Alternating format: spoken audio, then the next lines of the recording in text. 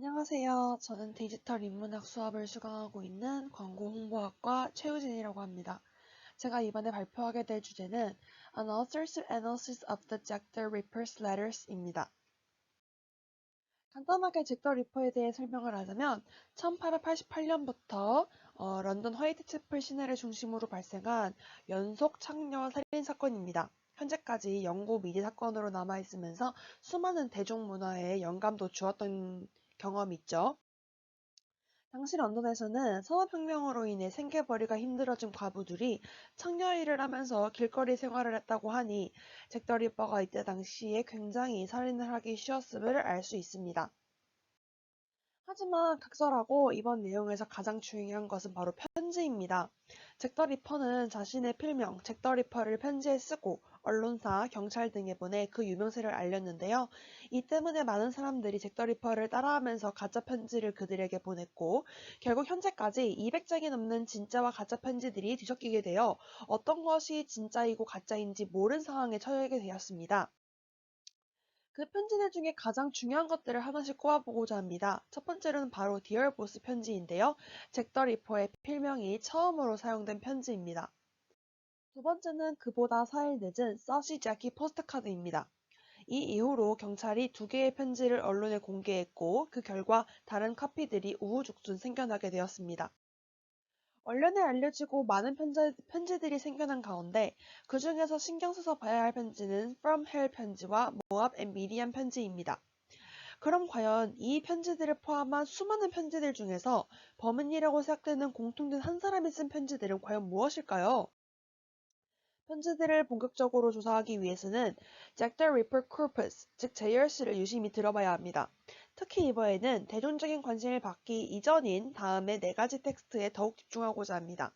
왜냐하면 언론에 알려지기 전에 등장한 편지들이라 미디어에 의해 영향을 받기 이전이고 그렇기 때문에 미디어라는 공통점이 없어서 그 공통점이 authorship 하나로 평가될 수 있기 때문이죠. 다른 텍스트 조사에서 흔히 사용되는 텍스트의 빈도수 조사는 길이가 너무 짧은 잭 더 리퍼 코퍼스에는 그리 좋은 방법이 아닙니다. 따라서 ngram의 존재 여부를 통해 편지를 조사해 보고자 합니다. 이 ngram을 이용하여 두 텍스트의 제커드 거리를 계산할 수 있는데요. 0의 값이 나오면 완전 두 텍스트가 같은 경우, 1은 완전 다른 경우를 의미합니다.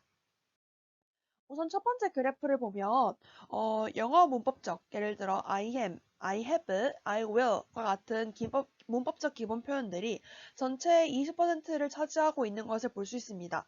이러한 표현들은 텍스트를 조사하는 데 큰 의미가 없기 때문에 제외해야 합니다. 또한 두 번째 그래프를 보면 가장 흔한 제커드 거리가 1임을 알 수 있습니다. 이는 편지와 같은 짧은 글의 특성상 두 텍스트가 거의 비슷하지 않다는 것을 의미합니다. 그것은 반대로 생각을 해보자면 1보다 낮은 값을 가지고 있는 것이 굉장히 유의미한 평가를 나타나고 있다는 것도 말할 수 있겠습니다. 이러한 빅제컬드 거리의 수치는 다음에 클러스 조사에 이용이 되는데요. 우리가 집중해서 볼 파트는 앞서 나왔던 Dear Boss 편지들을 비롯한 중요한 편지들을 포함하는 위쪽입니다. 가운데에서 위쪽으로 가면 두 개의 가지가 보이는데요. 이때 오른쪽의 가지는 From Hell을 단어들을 포함하고요. 왼쪽은 Dear Boss, Sushi Jackie 포스트카드를 포함한 Pre-Publication의 단어들입니다. 이는 From Hell 편지가 다른 편지들과 유사성을 갖고 있지 않다는 것을 의미합니다. 디얼 보스와 소시 제키 편지에는 두 가지 중요한 공통된 투그램이 등장하는데요. 그것은 바로 keep back과 letter back till I입니다. 이 단어들은 당시 19세기 영국 사회에는 다른 단어들, 예를 들어 with, hold 같은 것으로 대체가 되거나 거의 쓰이지 않았을 뿐만 아니라 다른 JRC 텍스트에서도 거의 등장하지 않습니다. 따라서 디얼 보스와 소시 제키는 각각 다른 사람에 의해 쓰여진 것이 아닐 것입니다. 그렇다면 포스트 퍼블리케이션 텍스트와의 연결은 없을까요? 다음 그래프를 보면 결과적으로 그 많은 편지들 중에 모압 앤 미디안 편지가 서시 제키와 굉장히 비슷할 뿐만 아니라 서시 제키와 상당한 수준으로 디얼보스와 비슷하다는 것을 또한 알 수 있습니다. 최종적으로 디얼보스와 서시 제키 그리고 모압 앤 미디안은 같은 사람에 의해 쓰여졌다는 것을 결론 내릴 수 있습니다. 또한 유명했던 편지인 From Hell은 다른 사람에 의해 쓰여진 것이라는 것도 결론 내릴 수 있습니다.